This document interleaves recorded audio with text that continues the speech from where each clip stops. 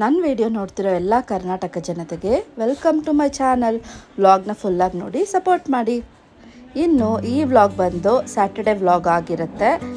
So ನನ್ನ routine ಹೀಗೆ start ಆಗೋದು. ಮಕ್ಕಳಿಂದ ಸಮ್ಮರ್ ಹಾಲಿಡೇಸ್ ಕೊಟ್ಟಿರೋದೇ ಸಾಕು, ಇನ್ನು ಈ ಮಕ್ಕಳು ಡಿಮ್ಯಾಂಡ್ಸು ಸಾಕು ಅನಿಸುತ್ತೆ. ಹಸ್ಬೆಂಡು ಇನ್ನು ಫ್ರೈಡೇ ಸ್ಯಾಟರ್ಡೆ ಸಂಡೇ 3 ದಿನ ಮನೇಲಿದ್ದರು.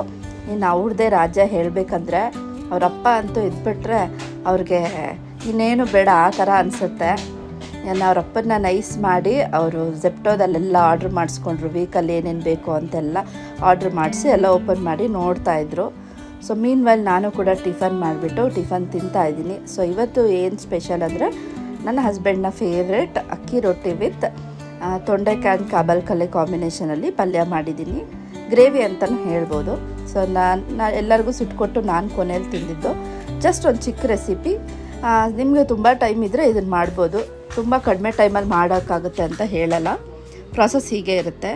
ಫಸ್ಟು ತೊಂಡೆಕಾಯಿ ಪಲ್ಯನ ಮತ್ತು ಕಾಬಲ್ಕಳ್ಳೆನ ರಾತ್ರಿನೇ ನೆನೆಸಿಟ್ಕೊಂಡು ಕಾಬಲ್ಕಳ್ಳೆನ ಬೆಳಗ್ಗೆ ತೊಂಡೆಕಾಯಿನ ಹೀಗೆ ಚಿಕ್ಕದಾಗಿ ಕಟ್ ಮಾಡಿಕೊಂಡು ಕುಕ್ಕರಲ್ಲಿ 1 ವಿಷಲ್ ಬೇಯಿಸ್ಕೊಳ್ಳಿ. ಅದಾದ ನಂತರ ಬಾಣಲಿಗೆ ಎಣ್ಣೆ ಹಾಕಿ ಒಂಚೂರು ಸಾಸಿವೆ ಹಾಕ್ಕೊಳ್ಳಿ, ಒಗ್ಗರಣೆ ಮಾಡ್ಕೊಳ್ಳೋದು. ಇನ್ನು ಸ್ವಲ್ಪ ಜೀರಿಗೆ. ನಾನು ಪ್ರತಿ ಸಲ ಹೇಳೋ ಹಾಗೆ ಜೀರಿಗೆನ ಪ್ರತಿಯೊಂದು ಅಡುಗೆಯಲ್ಲೂ ಯೂಸ್ ಮಾಡಿ ಜೀರ್ಣಕ್ರಿಯೆ ಚೆನ್ನಾಗಾಗುತ್ತೆ, ಮಕ್ಕಳಿರೋ ಮನೇಲಿ ಎಸ್ಪೆಷಲಿ. ಯಾಕೆ ಬೇಯಿಸ್ಕೊಳ್ಳೋದಂದರೆ ಮಕ್ಕಳಿಗೂ ಜೀರ್ಣ ಚೆನ್ನಾಗಾಗುತ್ತೆ ಅನ್ನೋ ಕಾರಣಕ್ಕೆ ನಾನು ಎಲ್ಲದನ್ನು ಬೇಯಿಸಿನೇ ಮಾಡ್ತೀನಿ. ಹಾಗೆ ಇದರಲ್ಲಿ ಡೈರೆಕ್ಟ್ ಹಾಕಿ ಇದರಲ್ಲಿ ಬೇಯಿಸಲ್ಲ, ಕುಕ್ಕರಲ್ಲಿ ಬೇಯಿಸಿನೇ ಪ್ರತಿಯೊಂದು ಮಾಡೋದು. ಇನ್ನು ನಾನು ಒಂದು 4 ಮೆಣಸಿನ್ಕಾಯಿ, 2 ಈರುಳ್ಳಿ, ಒಂಚೂರು ಕರಿಬೇವು ಹಾಕಿ ಒಗ್ಗರಣೆ ಥರ ಸ್ಟಾರ್ಟ್ ಮಾಡ್ಕೋಬೇಕು.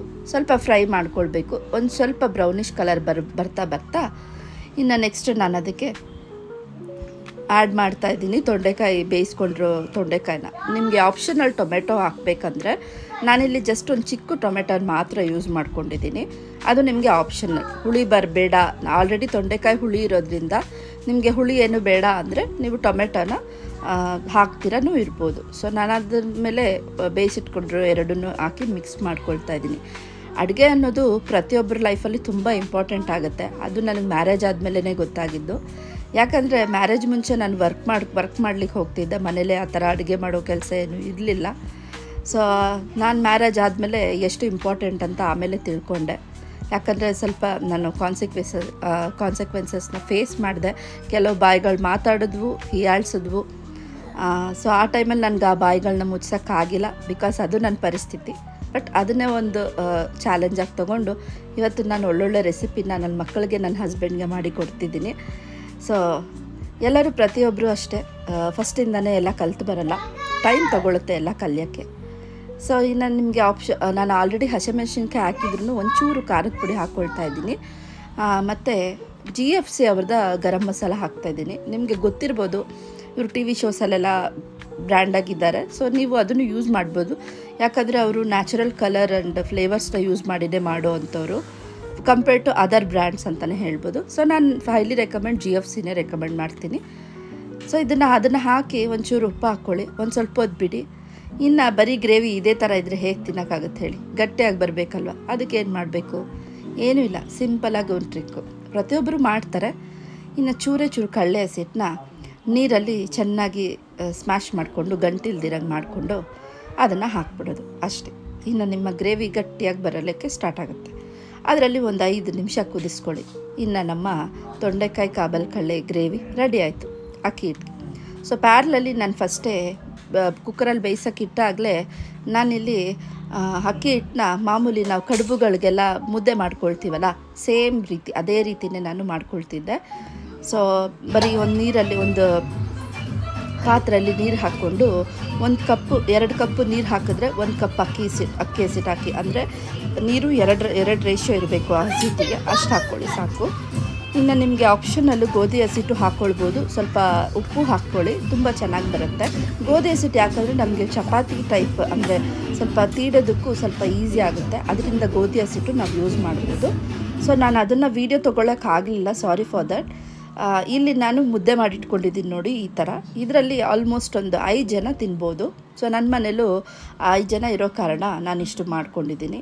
ಆ್ಯಂಡ್ ಇದು ನಿಮಗೆ ಸ್ವಲ್ಪ ಟೈಮ್ ತೊಗೊಳುತ್ತೆ, ಬಟ್ ಟೇಸ್ಟ್ ಅಂತೂ ತುಂಬ ಚೆನ್ನಾಗಿರುತ್ತೆ. ಇನ್ನು ನಾನು ಪ್ರತಿ ಸಲನೂ ಮ್ಯಾಟೆಲ್ಲ ಯೂಸ್ ಮಾಡಲ್ಲ. ಸೊ ಎಣ್ಣೆ ಪ್ಯಾಕೆಟೇ ಹಾಕ್ಕೊಂಡು ಅದ್ರ ಮೇಲೆ ತೀಡ್ಬಿಡ್ತೀನಿ. ಮತ್ತೆ ನಾನು ಹೊಸದು ಕರಿ ಸಿಗೋದು ಅದೆಲ್ಲ ಮಾಡೋಕ್ಕೆ ಹೋಗಲ್ಲ. ಇರೋದ್ರಲ್ಲೇ ಆಲ್ಮೋಸ್ಟ್ ಅಡ್ಜಸ್ಟ್ ಮಾಡಿಕೊಂಡು ಯೂಸ್ ಮಾಡೋಕ್ಕೆ ಟ್ರೈ ಮಾಡ್ತೀನಿ. ಮತ್ತು ನಾನು ಅದನ್ನು ರಿಯೂಸ್ ಏನು ಮಾಡಲ್ಲ, ಹಾಕ್ಬಿಡ್ತೀನಿ. ಬಿಕಾಸ್ ಎಣ್ಣೆ ಪ್ಯಾಕೆಟ್ ನಾವು ಎವ್ರಿ ವೀಕ್ ಯೂಸೇ ಮಾಡ್ತೀವಲ್ವ, ಸೊ ಅದರಿಂದ ಹೊಸದನ್ನೇ ಯೂಸ್ ಮಾಡೋಣ ಅಂತ ಸ್ಟಾರ್ಟ್ ಮಾಡ್ತೀನಿ. ಇಲ್ಲಿ ನಾನು ಅಕ್ಕಿ ರೊಟ್ಟಿನ ಹೇಗೆ ತೀಡ್ತೀನಿ ಅಂತ ನೋಡಿ, ಚೆನ್ನಾಗಿ ನಾದ್ಕೊಂಡಿರೋ ಅಕ್ಕಿ ಹಸಿಟ್ಟನ್ನ ಮುದ್ದೆನ ತೊಗೊಂಡು ಅದರಲ್ಲೂ ಸ್ವಲ್ಪ ಆ ಥರ ನಾವು ಮೆದಬೇಕು. ಕೈಯಲ್ಲಿ ಮೆದುಕೊಂಡ್ರೆ ಈ ಥರ ರೌಂಡ್ ಶೇಪಲ್ಲಿ ಬರುತ್ತೆ. ಅದಾದಮೇಲೆ ಅಕ್ಕಿ ಹಸಿಟ್ಟಲ್ಲೇ ನಾವು ಚಪಾತಿನ ಹಿಟ್ಟನ್ನ ಹೇಗೆ ತೀಡ್ಕೊಳ್ತೀವೋ ಅದೇ ರೀತಿ ಇಲ್ಲಿ ತೀಡ್ಕೋಬೇಕು. ಫಸ್ಟು ಕೈಯಲ್ಲಿ ಸ್ವಲ್ಪ ಹಿಂಗೆ ನಾದ್ಕೊಂಡ್ರೆ ಕೈಯಲ್ಲೇ ಹೀಗೆ ಲೈಟಾಗಿ ಪ್ರೆಸ್ ಮಾಡ್ಕೊಂಡು ನಾದ್ಕೊಂಡ್ಬಿಟ್ಟು ಆಮೇಲೆ ನಾವು ಕೋಲಲ್ಲಿ ಈ ಥರ ನಾದ್ಕೋಬೇಕು. ಸೊ ಈ ಥರ ನಾವು ಅಕ್ಕಿ ಹಸಿಟ್ಟನ್ನ ಮಾಡೋದು. ನಾನು ಹೇಳಬೇಕಂದ್ರೆ ಮೇನ್ ಏನಂದರೆ ಸ್ವಲ್ಪ ತೆಳುವಾಗಿ ನೀವು ನಿಧಾನಕ್ಕೆ ನಾದ್ಕೋಬೇಕಾಗುತ್ತೆ. ಇಲ್ಲಿ ನಾನು ವಿಡಿಯೋ ಫಾಸ್ಟ್ ಮಾಡೀನಿ, ಅದಕ್ಕೆ ನಿಮಗೆ ಫಾಸ್ಟಾಗಿ ಕಾಣಿಸುತ್ತೆ. ಸೊ ಈ ಥರ ನಿಮಗೆ ನೋಡಿ ರೌಂಡ್ ಶೇಪಲ್ಲೇ ಬರುತ್ತೆ. ನಾನು ಕೆಲವೊಂದು ವೀಡಿಯೋದಲ್ಲಿ ನೋಡಿದ್ದೀನಿ ಅಕ್ಕಿನ ತೀಡ್ಬಿಟ್ಟು ರೌಂಡ್ ಶೇಪಲ್ಲಿರೋ ಒಂದು ತಟ್ಟೆನ ಹಾಕಿ ರೌಂಡ್ ಬರಲಿಕ್ಕೆ. ನಿಜ ಹೇಳಬೇಕಾದ್ರೆ ನಮ್ಮ ಹೋಮ್ ಮೇಕರ್ಸ್ಗೆ ಅಷ್ಟು ಟೈಮ್ ಎಲ್ಲಿರುತ್ತೆ ಹೇಳಿ? ಒಂದು ಕೆಲಸ ಆಗಿದೆ, ಇನ್ನೊಂದು ಕೆಲಸ ಸ್ಟಾರ್ಟ್ ಆಗೋ ಅಂಥ ಲೈಫ್ ನಮ್ಮದು. ಅದರಲ್ಲಿ ಇಷ್ಟು ನಾವು ಡೆಡಿಕೇಶನಾಗಿ ಮಾಡೋಕ್ಕೆ ನಿಜವಾಗ್ಲೂ ಟೈಮ್ ಇರೋಲ್ಲ. ಅವ್ರು ಜಸ್ಟ್ ವೀಡಿಯೋ ಸೇಕಿಗೆ ಅದನ್ನೆಲ್ಲ ತೋರಿಸ್ತಾರಷ್ಟೇ. ಸೊ ಫೈನಲಿ ತಿನ್ನೋದು ಹೇಗೆ, ನಮ್ಮವರೇ ತಿಂತಾರೆ. ಸೊ ನಮ್ಮನ್ನು ಅಪ್ರಿಷಿಯೇಟ್ ಮಾಡ್ತಾರೆ. ಆ ಮೈಂಡ್ಸೆಟ್ ಇರಲಿ. ಯಾವಾಗೂ ಗಾರ್ನಿಷಿಂಗ್ ಅದೆಲ್ಲ ಹೋಟ್ಲ್ ಸ್ಟೈಲ್ ಆಗಿಬಿಡುತ್ತೆ. ನಮ್ಮ ಮನೆ ಸ್ಟೈಲ್ ನಮ್ಗೆ ಎಷ್ಟು ಸುಲಭ ಆಗುತ್ತೋ ಆ ಥರ ವರ್ಕ್ನ ಮಾಡ್ಕೊಳ್ಳಿ. ಸೊ ಇನ್ನು ನೀವು ಪ್ರಾಕ್ಟೀಸ್ ಮಾಡ್ತಾನೆ ಇದೆಲ್ಲ ಬಂದುಬಿಡುತ್ತೆ. ಇದು ಬಂದುಬಿಟ್ಟು ನಿಮಗೆ ಗಟ್ಟಿ ಬರಲ್ಲ, ತುಂಬ ಸಾಫ್ಟಾಗಿರುತ್ತೆ ಹೇಳಬೇಕಂದ್ರೆ. ಇಲ್ಲಿ ನಾನು ಯಾವುದೇ ರೀತಿ ತಾವೆ ಮಾಡಿಕೊಂಡು ಅದ್ದಿಲ್ಲ, ಯಾಕಂದರೆ ಅವಶ್ಯಕತೆಯೇ ಇಲ್ಲ ಹೇಳಬೇಕಂದ್ರೆ. ಯಾಕಂದರೆ ತುಂಬ ಹಸಿಟ್ಟು ಹಾಕ್ಕೊಂಡ್ಬೇಡಿ, ಲೈಟಾಗಿ ಹಾಕ್ಕೊಂಡು ತೀಡಿ. ತುಂಬ ಹಸಿಟ್ಟು ಹಾಕ್ಕೊಂಡ್ರೆ ಹೆಂಚಿಗೂ ಹಸಿಟ್ಟೆಲ್ಲ ಮೆತ್ಕೊಂಡು ನಿಮಗೆ ಕಪ್ಪಗೆ ಬಂದುಬಿಡುತ್ತೆ. ಅದು ಮೇಯ್ನ್ ಪ್ರಾಬ್ಲಮ್ ಆಗುತ್ತೆ. ಅದರಿಂದ ನಾನು ಜಾಸ್ತಿ ಹಸಿಟ್ಟು ಹಾಕ್ಕೊಂಡಿದ್ದೀರ ತೀಡ್ತಾ ಇದ್ದೀನಿ. ನಿಧಾನಕ್ಕೆ ತೀಡಿ, ಪೇಷನ್ಸಿಂದ ತೀಡಿ. ಇಲ್ಲಿ ಆಲ್ರೆಡಿ ನೀವು ಬೇಯಿಸಿದಿರ ಅಕ್ಕಿ ಹಸಿಟ್ಟನ್ನ ಬೇಯಿಸಿರೋ ಕಾರಣ ತುಂಬ ಏನು ಬೇಯಿಸೋ ಅವಶ್ಯಕತೆ ಇಲ್ಲ. ಈ ಥರ ಬ್ರೌನ್ ಕಲರಲ್ಲಿ ಬಂದರೆ ಸಾಕು, ನಿಮಗೆ ಈ ರೊಟ್ಟಿ ರೆಡಿ ಆಗುತ್ತೆ. ಸೊ ಈ ಥರ ನೀವು ಅಕ್ಕಿ ರೊಟ್ಟಿನ ಮಾಡ್ಕೋಬೋದು ಸಾಫ್ಟಾಗಿ. ಸೊ ಇನ್ನೆಲ್ಲರಿಗೂ ನಾನು ರೊಟ್ಟಿ ಮಾಡಿಕೊಟ್ಟೆ, ನನಗೂ ಮಾಡಿಕೊಂಡು ಫೈನಲ್ ಟ್ರಿಪ್ಪು ನಾನೇ. ಸೊ ನೋಡ್ಬೋದು ಎಷ್ಟು ಸಾಫ್ಟಾಗಿದೆ ಅಂತ ಬಿಸಿ. ಸೊ ಈ ಥರ ನೀವು ಅಕ್ಕಿ ರೊಟ್ಟಿನ ಟ್ರೈ ಮಾಡ್ಬೋದು. ಇದು ನನ್ನ ಮನೇಲೆ ಎಸ್ಪೆಷಲಿ ಹಸ್ಬೆಂಡ್ ಮಕ್ಕಳಿಗೆ ತುಂಬ ಫೇವ್ರೇಟು. ನಾನು ತುಂಬ ದಿನ ಆಗೋಯ್ತು ಇದನ್ನು ಮಾಡಿ. So monthly once or 15 days once ನಾನು ಇದನ್ನು ಮಾಡ್ತಿರ್ತೀನಿ. ಸೊ ಹೇಗಿದೆ ಅಂತ ನೀವು ಒಂದ್ಸಲ ಟ್ರೈ ಮಾಡಿ ನಿಮ್ಮ ಅನಿಸಿಕೆಗಳನ್ನ ಕಮೆಂಟ್ ಮೂಲಕ ತಿಳಿಸಿ. ಸೊ ನನ್ನ ಬ್ರೇಕ್ಫಾಸ್ಟ್ ಹೇಗಿತ್ತು. ಆ್ಯಂಡ್ ಇನ್ನು ನನ್ನ ಕೇರಿಂಗ್ ಹೇಳಬೇಕಂದ್ರೆ, ನಾನು ಫಸ್ಟ್ ಕಾಲೇಜ್ ಡೇಸಲ್ಲಿ ವರ್ಕ್ ಮಾಡಬೇಕಾದ್ರೆ ಎಲ್ಲ ತುಂಬ ಹುಚ್ಚು ನೇಲ್ ಪಾಲಿಷ್ ಎಲ್ಲ ಹೇಳಬೇಕಂದ್ರೆ ಎವ್ರಿ 2 days 3 daysಗೆಲ್ಲ ನಾನು ನೇಲ್ ಪಾಲಿಷ್ನ ಚೇಂಜ್ ಮಾಡ್ತಾಯಿದ್ದೆ. ಒಂಚೂರು ಹೋದ್ರೂ ನಾನು ಅಷ್ಟು ಇದು ಮಾಡ್ಕೊಳ್ತಾ ಇದ್ದೆ. ಬಟ್ ಇವಾಗ ಟೈಮೇ ಇಲ್ಲ ನನಗೆ ಹೇಳಬೇಕಂದ್ರೆ. ಮಕ್ಕಳಾಗೋಕ್ಕೆ ಮುಂಚೆನೂ ಅಷ್ಟೇ ಕೇರ್ ಇತ್ತು, ಅಷ್ಟೇ ಬ್ಯೂಟಿ ಕಾನ್ಷಿಯಸ್ ಇದ್ದೆಲ್ಲ ಇತ್ತು. ಅದಾದಮೇಲೆ ನಾನು ಯಾವುದೇ ಬಳೆ ಶಾಪಲ್ಲಿ ಹೋಗಿ ನೇಲ್ ಪಾಲಿಷ್ನ ತೊಗೊಳ್ಳಲ್ಲ. ಮಾಲಲ್ಲಿ ಹೋದರೆ ಅಲ್ಲಿ ಆಫರ್ ಆಗಿದ್ರೆ ತೊಗೊಂಡು ಬಂದುಬಿಡ್ತೀನಿ. ಸೊ ಈ ಥರ ನಾನು ನೇಲ್ ಪಾಲಿಷ್ನ ಮಾಮೂಲಿಯಾಗಿ ಹಾಕ್ತೀರಾ ನೇಲ್ ಆರ್ಟ್ ನಾನೇ ಮಾಡ್ಕೊಳ್ತೀನಿ ಹೇಳಬೇಕಂದ್ರೆ. ಸೊ ನಾನಿಲ್ಲಿ ಪ್ಲೈನ್ ನೇಲ್ ಪಾಲಿಷ್ ಯೂಸ್ ಮಾಡ್ಕೊಂಡು ಅದ್ರ ಮೇಲೆ ಶೈನಿಂಗ್ ಕೊಟ್ಕೊಂಡಿದ್ದೀನಿ. ಸೊ ಹೇಗಿದೆ ಅಂತ ಕಮೆಂಟ್ ಮೂಲಕ ತಿಳಿಸಿ. ಸೊ ತುಂಬ ಜನ ನೇಲ್ ಆರ್ಟ್ಗೆ ₹1000 ಖರ್ಚು ಮಾಡ್ತಾರೆ. ನಮ್ಮಂಥ ಹೋಮ್ ಮೇಕರ್ಸ್ ಡೈಲಿ ಕೆಲಸ ಮಾಡೋದ್ರಿಂದ ಅದರ ಅವಶ್ಯಕತೆ ಇಲ್ಲ ಅಂತ ನನ್ನ ಅನಿಸಿಕೆ. ಅದೆಲ್ಲ ಪ್ರೊಫೆಷ್ನಲ್ ಆಗಿರೋರಿಗೆ ಲಾಯಕ್ಕು, ನಮ್ಮಂಥವ್ರಿಗಲ್ಲ. ಬಿಕಾಸ್ ನಾವು ರೆಗ್ಯುಲರ್ ಆಗಿ ಮನೆಯಲ್ಲೆಲ್ಲ ತೊಳೆಯೋದು ಮಾಡೋದು ಮಾಡ್ತೀವಿ. ಅದರಿಂದ ಅದು ಬೇಡ ಅಂತ ನನ್ನ ಅನಿಸಿಕೆ. ಸೊ ಈ ಥರ ನಾನು ನನ್ನ ನೇಲ್ ಆರ್ಟ್ನ ಮುಗಿಸ್ಕೊಂಡು ಇನ್ನು ಮನೆಯೆಲ್ಲ ಕೆಲಸ ಎಲ್ಲ ಕಂಪ್ಲೀಟ್ ಮಾಡಿಕೊಂಡು ನಾವಿವತ್ತು ಮಕ್ಕಳಿಗೋಸ್ಕರ ಒಂದು ಎಂಟರ್ಟೈನ್ಮೆಂಟ್ ಪ್ಲೇಸ್ಗೆ ಹೋಗ್ತಿದ್ದೀವಿ. ಸೊ ಇನ್ನು ನನ್ನ ಬ್ಯಾಗಲ್ಲಿ ಏನೇನಿರುತ್ತೆ ಅಂತ ನಾನು ನಿಮಗೆ ತೋರಿಸ್ಕೊಡ್ತಾ ಇದ್ದೀನಿ ಇದರಲ್ಲಿ. ಸೊ ಬೇಸಿಕಲಿ ಲಿಪ್ ಕೇರ್ ಇದೆ. ಸೊ ಈ ಪರ್ಸ್ ನಾನು ಲಾಸ್ಟ್ ನಂಜನಗೂಡು ಜಾತ್ರೆಯಲ್ಲಿ ತೊಗೊಂಡೆ. ₹100 ವರ್ತ್ ಅಂತಲೇ ಹೇಳ್ಬೋದು. ಇನ್ನು ನನ್ನ ಮಕ್ಕಳಿಗೆ ನಮಗೆ ವಾಟರ್ ಬೇಕಂತ ಹೇಳಿ. ಸೊ ಇನ್ನು ನನಗೆ 2 ಮೊಬೈಲ್ ಇದೆ. ಸೊ ಇಲ್ಲಿ 2 ಪೌಚಸ್ ಇದೆ. ಸೊ ಅದೊಂದು ಅಡ್ವಾಂಟೇಜ್ ಅಂತಲೇ ಹೇಳ್ಬೋದು. ಇನ್ನು ನನ್ನ ಚಿಕ್ಕ ಮಗನಿಗೆ ಒಂದು ಪೇರ್ ಡ್ರೆಸ್ ಯಾವಾಗೂ ನಾನು ಎತ್ಕೊಳ್ತೀನಿ. ಅವ್ನು ಚಿಕ್ಕವನಲ್ವ, may be some time toilet ಮಾಡ್ಕೊಳ್ಳೋದು ಅದೆಲ್ಲ ಮಾಡ್ತಾನೆ ಅಂತ. ಇನ್ನೊಂದು ಕ್ಯಾರಿ ಬ್ಯಾಗು. ಸೊ ನಾನು ಫ್ಯಾನ್ಸಿ ಬ್ಯಾಗ್ನೇ ತೊಗೊಳ್ತೀನಿ, ಯಾಕಂದರೆ ಅದು ಈಸಿಯಾಗಿ ಕ್ಯಾರಿ ಮಾಡ್ಬೋದು. ಇನ್ನೊಂದು ನ್ಯಾಪ್ಕಿನ್ನು. ಸೊ ಈ ಥರ ನನ್ನ ಬ್ಯಾಗಲ್ಲಿ ನಾನು ಎಲ್ಲ ಐಟಮ್ಸ್ನ ತುಂಬಿಕೊಂಡೆ. ಇನ್ನು ನಾವೆಲ್ಲಿಗೆ ಹೊರಟಿದ್ದೀವಿ ಅಂತ ನಿಮಗೆ ಸರ್ಪ್ರೈಸಾಗಿ ತೋರಿಸ್ತೀನಿ ಬನ್ನಿ. ಸೊ ನಾನು ಈ ಥರ ರೆಡಿಯಾಗಿ ನಿಮಗೆ ತೋರ್ಸೋಕ್ಕೆ ಬಂದಿರೋ ಪ್ಲೇಸ್ ನಮ್ಮ ಎಕ್ಸಿಬಿಷನ್, ನಮ್ಮ ಬಿನ್ನಿಪೇಟಲ್ಲಿ ನಡೀತಿರೋ ಎಕ್ಸಿಬಿಷನ್ಗೆ ನಾವು ಬಂದಿರೋದು. ಇಲ್ಲಿ ನಯಾಗರ ಫಾಲ್ಸ್ ಥರನೇ ಸೆಟಪ್ ಮಾಡಿದ್ದಾರೆ. ತುಂಬ ಚೆನ್ನಾಗಿತ್ತು. ಹೇಳಬೇಕಂದ್ರೆ ರಾಷ್ಟ್ರೀಯ ಗ್ರಾಹಕರ ಮೇಳ ಅಂತ ಇದನ್ನು ಕರೀತಾರೆ. ಸೊ ಅಪ್ಪಟ ಕನ್ನಡದಲ್ಲಿ ಅಂತ ಹೇಳಿದ್ರೆ ಇಲ್ಲಿ ನಮಗೆ ಒಂದು 4 hours ನಿಮಗೆ ಟೈಮ್ ಇದ್ದರೆ ನಿಜವಾಗ್ಲೂ ಎಲ್ಲ ತುಂಬ ಒಳ್ಳೆ ಗೇಮ್ಸ್ ಇದೆ.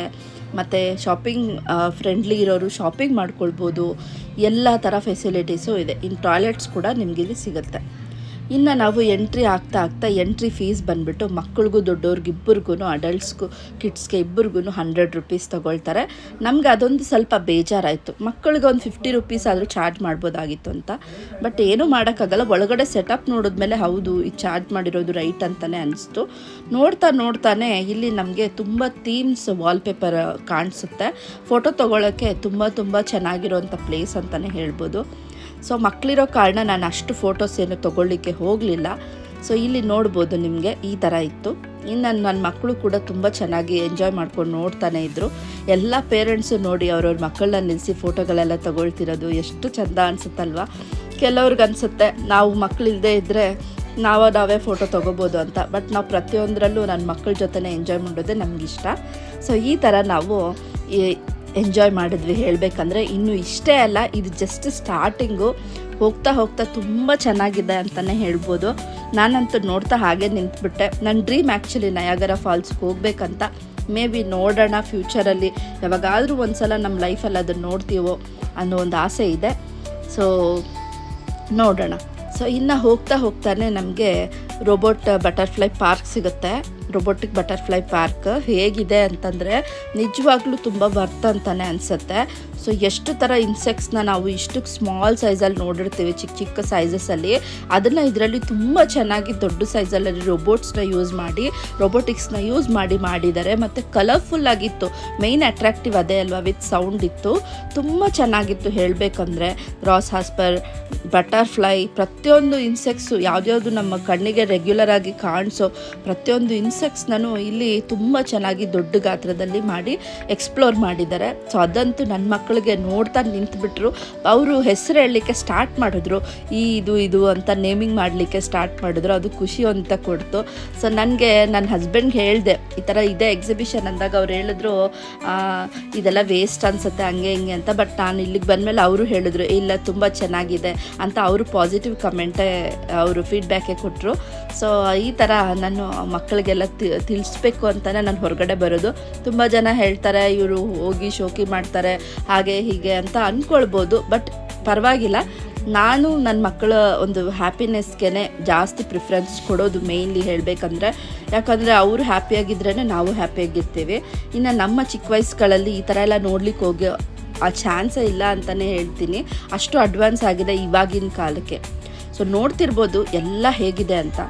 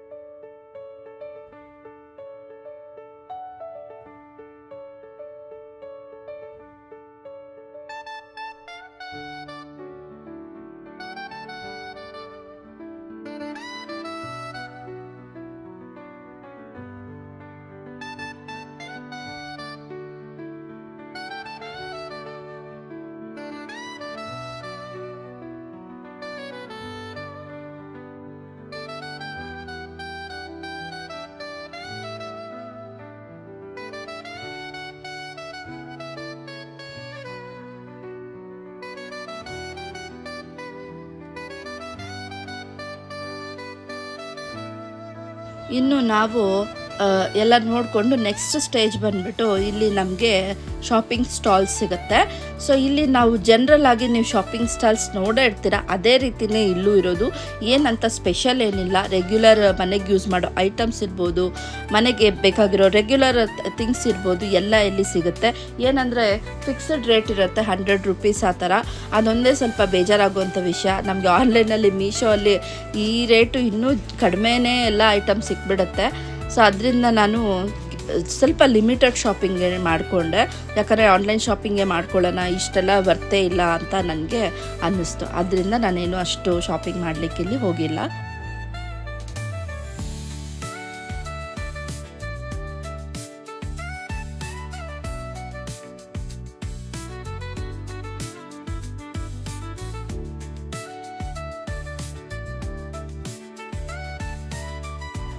ಇನ್ನು ಮಕ್ಕಳನ್ನ ಕರ್ಕೊಂಡು ಬಂದರೆ ಮಕ್ಕಳಿಗೆ ಏನು ತಕ್ಕೊಡ್ದಿರ ಇರೋಕ್ಕೆ ಸಾಧ್ಯನೇ ಇಲ್ಲ, ಯಾವ ಪೇರೆಂಟ್ಸ್ ಆದರೂ ಸರಿ.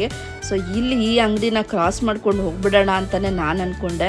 ಬಟ್ ಅನ್ಫಾರ್ಚುನೇಟ್ಲಿ ಅವ್ರ ಕಣ್ಣಿಗೆ ಈ ಅಂಗಡಿ ಬಿದ್ದುಬಿಡ್ತು. ಬಟ್ ಅಲ್ಲೆಲ್ಲ ತುಂಬ ಕಾಸ್ಟ್ಲಿನೇ ಹೇಳ್ತಾರೆ. ಬ್ರ್ಯಾಂಡೆಡ್ ಐಟಮ್ಸೇ ರೀಸನೇಬಲ್ ಆಗಿ ಸಿಗುತ್ತೆ. ಇಲ್ಲಿ ಬ್ರ್ಯಾಂಡೆಡೇ ಇಲ್ಲ, ಅಷ್ಟು ರೇಟ್ ಹೇಳ್ತಾರೆ. ಏನಂದರೆ ತೊಗೊಳ್ತಾರೆ ಒಂದೇ ಒಂದು ಕಾರಣಕ್ಕೆ ಅವರು ಡಿಮ್ಯಾಂಡ್ ಮಾಡ್ತಾರೆ.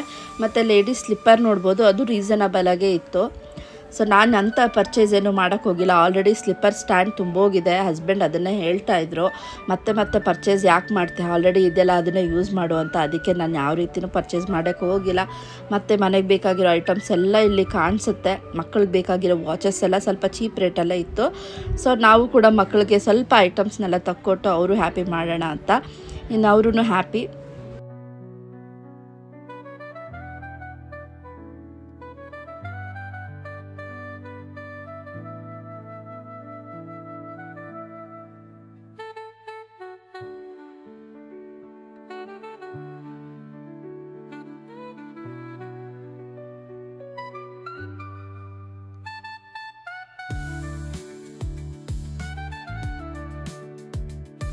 ಇನ್ನು ನಾವು ಬಂದಿದ್ದೆ ನಮ್ಮ ಹೆಣ್ಮಕ್ಳ ಒಂದು ಝೋನ್ಗೆ. ನನಗಂತೂ ಹೆಣ್ಮಕ್ಳಿಲ್ಲ, ಆದ್ರೂ ನಾನು ನೋಡ್ತಾ ಇರ್ತೀನಿ, ಕಣ್ಣಲ್ಲೇ ನೋಡಿ ಸಂತೋಷ ಪಡ್ತೀನಿ. ಬೇರೆ ಏನೋ ಆಪ್ಷನ್ ಇಲ್ವಲ್ಲ. ಸೊ ಆದ್ರೂ ನಾನು ನನಗೋಸ್ಕರ ಏನಾದರೂ ಪರ್ಚೇಸ್ ಪ್ರತಿಯೊಂದು ಸಲನೂ ಅಷ್ಟೇ, ನಾನು ಏನಾದರೂ ನನಗೋಸ್ಕರ ಪರ್ಚೇಸ್ ಮಾಡ್ತೀನಿ. ಸೊ ನಾನು ಇಲ್ಲಿ ಕೆಲವೊಂದು ಇಯರಿಂಗ್ಸ್ನ ಪರ್ಚೇಸ್ ಮಾಡಿದೆ. ಇಲ್ಲಿ ಕೆಲವೊಂದು ಇಯರಿಂಗ್ಸು 100 ರೂಪೀಸ್ಗೆ 3 ಪೀಸ್ ಕೊಡ್ತಾರೆ ಅಂತ ಹೇಳಿದ್ರು. ಕಲೆಕ್ಷನ್ಸ್ ಎಲ್ಲ ತುಂಬ ಚೆನ್ನಾಗೇ ಇತ್ತು. ಸೊ ನಾವೇನಾದರೂ ವೆಸ್ಟರ್ನ್ ಡ್ರೆಸ್ ಇಲ್ಲ ಕುರ್ತಾಸ್ ಏನಾದರೂ ಹಾಕಿದಾಗ ಇದನ್ನು ಯೂಸ್ ಮಾಡಿದರೆ ನಮಗೆ ಕರೆಕ್ಟಾಗಿ ಸೂಟ್ ಆಗುತ್ತೆ. ಸೊ ಅದಕ್ಕೋಸ್ಕರ ನಾನು ಕೆಲವೊಂದು ಇಯರಿಂಗ್ಸ್ನ ಪರ್ಚೇಸ್ ಮಾಡಿದೆ.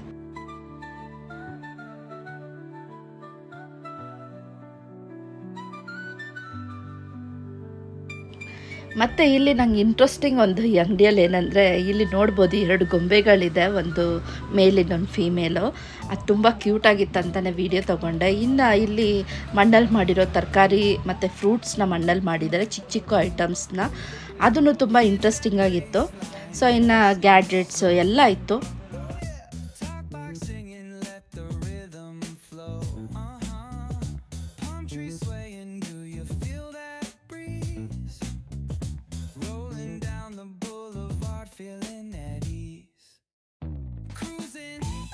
ಇನ್ನು ನಮ್ಮ ಹೆಣ್ಮಕ್ಳಿಗೆ ಆಲ್ಮೋಸ್ಟ್ ಉಪ್ಪಿನಕಾಯಿ ಬೇಕೇ ಬೇಕಾಗುತ್ತೆ. ಪ್ರತಿಯೊಂದು ಫುಡ್ಗೂ ಐಟಮ್ಸ್ಗೂ ಇರೋ ಸಾಂಬಾರು ಮಾಡಬೇಕಾದ್ರೆ ಎಲ್ಲ ನಮಗೆ ಸೈಡ್ ಡಿಶ್ ಆಗಿ ಉಪ್ಪಿನಕಾಯಿ ಬೇಕಾಗಿರುತ್ತೆ. ಬಟ್ ನಾನು ಇಷ್ಟೊಂದು ಉಪ್ಪಿನಕಾಯಿ ಇದೆ ಫಸ್ಟ್ ಟೈಮ್ ಸ್ಟಾಲ್ಸಲ್ಲಿ ನೋಡಿದ್ದೆ, ಬಟ್ ನೆಗ್ಲೆಕ್ಟ್ ಮಾಡ್ಕೊಂಡು ಹೋಗ್ಬಿಡ್ತಿದ್ದೆ. ಯಾವಾಗೂ ನೆಗ್ಲೆಕ್ಟ್ ಮಾಡ್ಕೊಂಡು ಹೋಗ್ಬಿಡ್ತಿದ್ದೆ. ಬಟ್ ಇಲ್ಲಿ ಸ್ವಲ್ಪ ಪೇಷನ್ಸಾಗಿ ನಿಂತು ಯಾವ್ಯಾವ ಥರ ಉಪ್ಪಿನಕಾಯಿ ಎಲ್ಲ ಮಾಡ್ತಿದ್ದಾರೆ ಅಂತ ನಿಂತ್ಕೊಂಡು ನೋಡಿ ನಾವು ಕೆಲವೊಂದು ಉಪ್ಪಿನಕಾಯಿನ ಪರ್ಚೇಸ್ ಮಾಡಿದ್ವಿ. ಇನ್ನು ಈ ಚಾಕ್ಲೇಟ್ ಲಾವಾನ ನನ್ನ ಮಕ್ಕಳಿಗೆ ನಾನು ಕೊಡಿಸ್ಲಿಲ್ಲ, ಎಂಟರ್ಟೈನು ಮಾಡಲಿಲ್ಲ. ಹಲ್ವಾ ನೋಡ್ಬೋದು, ಫುಲ್ ಕಲರ್ಫುಲ್ಲು ಕಲರಿಂಗ್ ಇದೆ. ಸೊ ನಾವು ಇದನ್ನು ಯಾವುದೇ ರೀತಿ ಕಲರ್ ಹಾಕಿರೋದನ್ನು ಪರ್ಚೇಸ್ ಮಾಡೋಕ್ಕೆ ಹೋಗಲಿಲ್ಲ. ಇನ್ನು ಬುಕ್ ಸ್ಟಾಲ್ಸ್ ಕೂಡ ಓದೋ ಲವರ್ಸ್ ಇರೋರು ಇಲ್ಲಿ ಬುಕ್ಸ್ನ ನೀವು ಪರ್ಚೇಸ್ ಮಾಡ್ಬೋದು. ಇನ್ನು ನನ್ನ ಮಕ್ಕಳಿಗೋಸ್ಕರ ಅವನು ಹಠ ಮಾಡ್ದ ನಾನು ಬೆಲೂನು ಬ್ಲಾಸ್ಟ್ ಮಾಡ್ತೀನಿ ಅಂತ. ಸೊ ಅವನಿಗೂ ಒಂದು ಚಾನ್ಸ್ ಕೊಡೋಣ, ಮಕ್ಕಳು ಎಷ್ಟು ಆ್ಯಕ್ಟಿವ್ ಆಗಿರ್ತಾರೆ ಅಂತ ಇದರಲ್ಲೇ ಗೊತ್ತಾಗುತ್ತೆ. ಸೊ ಅವನು ಒಂದು 2 ಬೆಲೂನ್ ಬ್ಲಾಸ್ಟ್ ಮಾಡ್ದ ಒಂದು 6 ಚಾನ್ಸಸಲ್ಲಿ. ಸೊ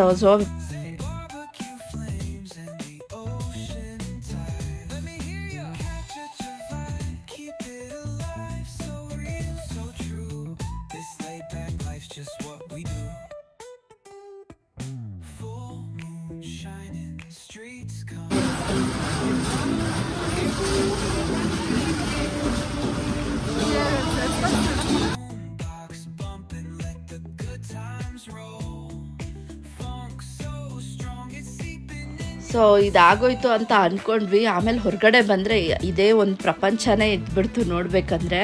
ಇನ್ನು ಅಲ್ಲಿಂದ ಹೋಗೋಕ್ಕೆ ಆಗಲೇ ಇಲ್ಲ ನಮಗೆ. ಎಲ್ಲ ಥರ ಗೇಮ್ಸ್ ಇತ್ತು ಹೇಳಬೇಕಂದ್ರೆ. ತುಂಬ ಎಂಟರ್ಟೈನಿಂಗ್ ಆಗಿತ್ತು ಎಲ್ಲ. ಪ್ರತಿಯೊಂದಕ್ಕೂ ಸಪ್ರೇಟ್ ಚಾರ್ಜಸ್ ಇದೆ. ಇನ್ನು ಫುಡ್ ಸ್ಟಾಲ್ಸ್ ಎಲ್ಲ ತುಂಬ ಇತ್ತು. ಸೊ ಯಾರ್ಯಾರು ಫುಡ್ ಲವರ್ಸ್ ಇದ್ದಾರೋ ಎಲ್ಲರೂ ಎಂಜಾಯ್ ಮಾಡ್ಬೋದು. ಸೊ ಇಲ್ಲಿ ನಮಗೆ ಮಕ್ಕಳು ಸ್ಟಾರ್ಟ್ ಮಾಡಿದೆ ಈ ಗೇಮಿಂದ. ಅವರ ಫೇವ್ರೆಟ್ ಗೇಮ್ ಅಂತಲೇ ಹೇಳ್ಬೋದು. ಸೊ ಇದರಲ್ಲೂ ತುಂಬ. ಸೊ ಇದು ಬಂದುಬಿಟ್ಟು 10 ಮಿನಿಟ್ಸ್ಗೆ 50 ರೂಪೀಸ್ ಚಾರ್ಜ್ ಮಾಡ್ತಾರೆ ಪರ್ ಹೆಡ್ಗೆ. ಬಿಲೋ 2 ಇಯರ್ಸ್ ಮಕ್ಕಳಿಗೆ ಇಲ್ಲಿ ಅಲೋ ಇಲ್ಲ. ಯಾಕಂದರೆ ಮಕ್ಕಳು ಸ್ಕಿಡಾಗಿ ಬಿದ್ದುಬಿಡ್ತಾರೆ, ಏನಾದರೂ ತೊಂದರೆ ಆಗುತ್ತೆ ಅಂತ ಅಲೋ ಮಾಡಲ್ಲ. ಅಬೌವ್ 2 ಇಯರ್ಸ್ ಮಕ್ಕಳಿಗೆಲ್ಲ ಅಲೋ ಮಾಡ್ತಾರೆ.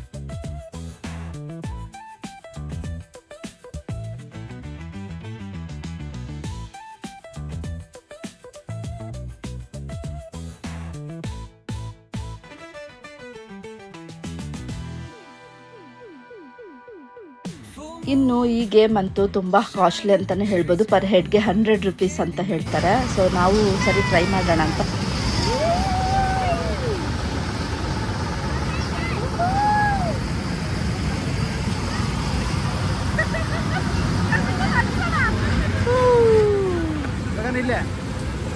ನೋಡ ಇಲ್ಲಿ ನೋಡಮ್ಮ, ನೋಡ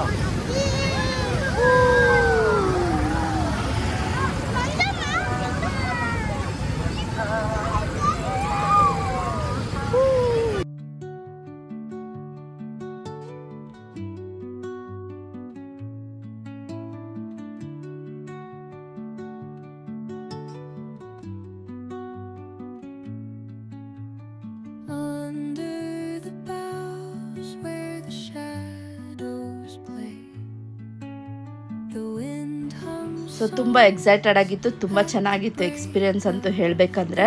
ಇನ್ನು ನಾವು ಹೋಗ್ತಾನೆ ಫುಡ್ ಸ್ಟಾಲ್ ಎಲ್ಲ ಇತ್ತು. ಎಲ್ಲ ತಿರುಗಿ ಪೇರೆಂಟ್ಸ್ಗೆ ಎಲ್ಲರಿಗೂ ಕಾಲು ನೋವು ಬಂದುಬಿಟ್ಟು ಅಲ್ಲಲ್ಲೇ ಕುತ್ಕೊಂಡ್ಬಿಟ್ಟಿದ್ರು ಸಾಕಾಗಿ ಹೇಳಬೇಕಂದ್ರೆ. ಇನ್ನು ಆಲ್ಮೋಸ್ಟ್ 3 to 4 ಅವರ್ಸ್ ನಡೆದಾಡ್ತಾರಲ್ಲ. ಸೊ ಇನ್ನೇನಾಗುತ್ತೆ ಹೇಳಿ, ಒಂಚೂರು ರೆಸ್ಟ್ ಇಲ್ದಿರ. ಸೊ ಇನ್ನು ಲಾಸ್ಟ್ ಗೇಮ್ ಇದು ಆಡೋಣ ಅಂತ ನಾವು ನನ್ನ ಮಕ್ಕಳನ್ನ ಸ್ಟಾರ್ಟ್ ಮಾಡಿಸ್ದೆ ಇಲ್ಲಿಂದನೇ. ಸೊ ಅವರು ಕೂಡ ತುಂಬ ಚೆನ್ನಾಗಿ ಎಂಜಾಯ್ ಮಾಡಿದ್ರು. ಅಮೀಬಾ ಥರ ಸೆಟಪ್ ಮಾಡಿ ತುಂಬ ಚೆನ್ನಾಗಿತ್ತು ಹೇಳಬೇಕಂದ್ರೆ. ನೀವು ಕೂಡ ಒಂದು ಸಲ ನಿಮ್ಮ ಮಕ್ಕಳನ್ನ ಈ ಸಮ್ಮರ್ ಟೈಮಲ್ಲಿ ಕರ್ಕೊಂಡೋಗಿ ಮಕ್ಕಳನ್ನ ಎಂಜಾಯ್ ಮಾಡಿಸಿ. ತುಂಬ ಅವರು ಹ್ಯಾಪಿ. ನೀವು ಕೂಡ ಚಿಕ್ಕ ಮಕ್ಕಳಾಗಿ ಈ ಗೇಮ್ಸ್ ಎಲ್ಲ ಆಡಿ ಅಂತಲೇ ಹೇಳ್ತೇನೆ. ಬರೀ ಮಕ್ಕಳಿಗೆ ಅಲ್ಲ, ಅಡಲ್ಟ್ಸ್ಗೂ ಕೂಡ ಇಲ್ಲಿ ಸುಮಾರು ಗೇಮ್ಸ್ ಇದೆ. ನಾನು ಯಾವುದೇ ಗೇಮ್ನ ತುಂಬ ಆಡೋಕ್ಕೆ ಹೋಗಿಲ್ಲ. ಬಿಕಾಸ್ ನನಗೆ ಸ್ವಲ್ಪ ಹುಷಾರಿರಲಿಲ್ಲ ಹೇಳಬೇಕಂದ್ರೆ. ಸ್ವಲ್ಪ ಮೈಗ್ರೇನ್ ತಲೆನೋವು ಇದ್ದಿದ್ದ ಕಾರಣ ನಾನು ಯಾವುದೇ ರೀತಿ ಗೇಮ್ಸ್ನ ಅಲ್ಲೋಗಿ ಆಡ್ಲಿಕ್ಕಾಗಿಲ್ಲ. ನನಗೆ ಆ್ಯಕ್ಚುಲಿ ಜೈಂಟ್ ವೀಲ್ ಅಂದರೆ ತುಂಬ ಇಷ್ಟ. ಬಟ್ ಅನ್ಫಾರ್ಚುನೇಟ್ಲಿ ನನಗೆ ಅದನ್ನು ಆಡೋಕ್ಕಾಗಿಲ್ಲ. ಸೊ ನೀವೆಲ್ಲ ಜೈಂಟ್ ವೀಲ್ ಇಷ್ಟಪಡೋಂಗಿದ್ರೆ ಒಂದು comment hockey, I like giant wheel ಅಂತ. ಸೊ ಈ ಥರ ನಮ್ಮ ಒಂದು ಎಕ್ಸಿಬಿಷನ್ನ ಎಂಜಾಯ್ ಮಾಡಿದ್ವಿ. ಅಷ್ಟೆಲ್ಲ ನನ್ನ ಮೊಬೈಲು ಸ್ವಿಚ್ ಆಫ್ ಆಗೋಯಿತು, ಆ್ಯಪಲ್ ಫೋನ್ದು. ಮತ್ತು ಸೆಕೆಂಡ್ ಸೋರ್ಸ್ ಫೋನ್ ಒಂದು ಇಟ್ಕೊಂಡಿದ್ದೆ, ಮೊಟೊರೋಲಾದು. ಅದ್ರದ್ದು ನಾನು ಆ್ಯಕ್ಚುಲಿ ಕ್ಯಾಮ್ರಾ ಯಾವತ್ತೂ ಯೂಸ್ ಮಾಡಿರಲಿಲ್ಲ. ಇವಾಗ ನೀವು ನೋಡ್ತಿರೋ ವೀಡಿಯೋನೇ ಅದ್ರದ್ದೇನೆ. ಸೊ ನನಗಂತೂ ಓಕೆ ಅನಿಸ್ತು ವಿಡಿಯೋ ಎಲ್ಲ, ವಿಷನ್ ಎಲ್ಲ. ಸೊ ಕ್ಲಾರಿಟಿ ಎಲ್ಲ ಓಕೆ ಥರನೇ ಇತ್ತು. ಸೊ ಅದರಿಂದ ಅದರಲ್ಲೇ ತೊಗೊಂಡು ಕಂಟಿನ್ಯೂ ಮಾಡೋಣ, ಮಿಸ್ ಮಾಡಬಾರ್ದು ಅಂತ ಅಂದ್ಬಿಟ್ಟು ಅದರಲ್ಲೇ ನಾನು ವೀಡಿಯೋನ ತೊಗೊಂಡೆ.